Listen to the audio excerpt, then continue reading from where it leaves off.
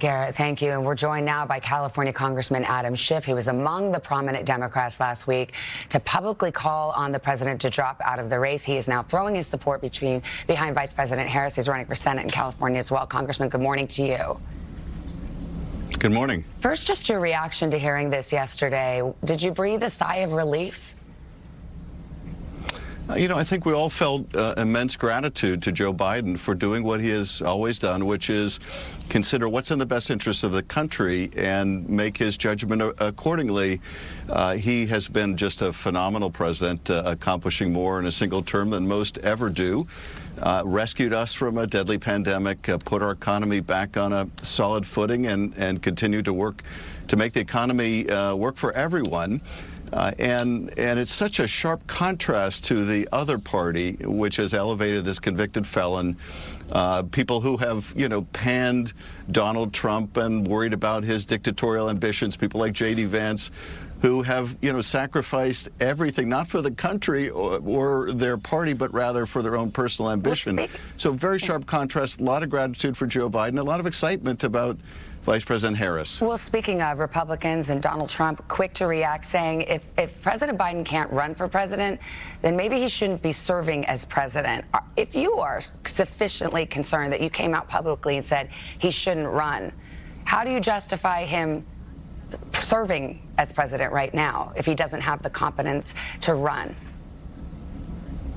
Well, my concern was whether he would be able to win, whether he'd be able to prosecute the case against Donald Trump. I have every confidence in his abilities as president and his ability to continue doing the remarkable job that he's doing. But I am very excited to throw my full support behind the vice president.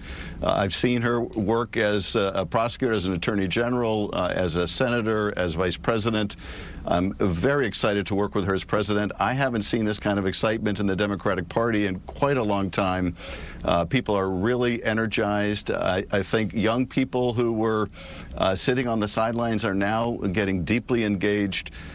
This is an incredible matchup. We've got a former prosecutor running against a convicted felon.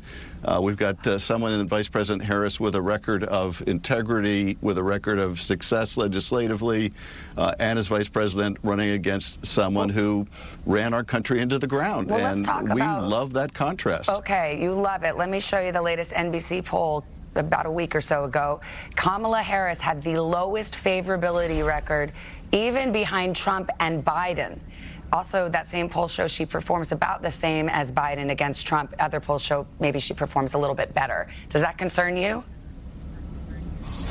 No, she hasn't been our candidate, and she will soon, I'm very confident, be our candidate. And I think things change dramatically. When you're the vice president, your job is to do things that the president doesn't want to do, and that's not a role that necessarily advances you in the polls. But I am very confident as people consolidate around the vice president, as she becomes our standard bearer, and as she said she's going to win, she's going to earn and win this endorsement at the convention, then I think you're going to see those numbers change. And I have every confidence that she could beat Donald Trump, and I'm very excited about how quickly people are coming together to support her candidacy. Do you think Democrats have something of a credibility problem with voters right now for delaying this issue, for not talking about the age and competence that you all came forward in recent days saying this is a problem, when voters have been expressing these worries for a long, long time? You know, voters, I think, have been expressing concern over the age of both candidates for president. But we had a president and have a president, Joe Biden, who has done a phenomenal job. And I think what made this so challenging for Democrats is Joe Biden has been an historically successful president. He's a person of great decency. It was, very hard to suggest that someone else should now carry the torch because he's been such a good president. But I think that the contrast with Donald Trump and his patent unfitness for office couldn't be sharper. We saw this in the reaction that Donald Trump had to the decision of President Biden to step aside. Rather than, graciousness, as you would see from a normal human being, we saw just more vitriol, more bile from the former president. People don't want to see that kind of indecency, untruthfulness back in the Oval Office. They don't want someone who can't tell right from wrong back in the Oval Office. And I think you're going to see just what a superb candidate for president Kamala Harris is, yep. and I'm really excited to get that started. A couple of things. Obviously, one of the first orders of business for Vice President Harris is to name a vice presidential running mate. Is that something you're hoping she'll do sooner rather than later? For example, in the next week or two, long before the convention? You know, I think we're all trying to digest what's happened in the last 24 hours. I haven't thought a lot about the timing for her selection of a vice president. I think that it is more important that she get it right, choose the best one, than it is to get it done more quickly. But I think what we're seeing in the consolidation of support around Kamala Harris is how much confidence the Democratic Party has in her and her ability to choose the right vice president. So I'm sure that that is an immediate and hot topic for her team right now. But I would give her the time and space to make the best judgment about that. It's wonderful to see these other powerful party leaders coalescing around her, including those that might have thrown their names in the ring.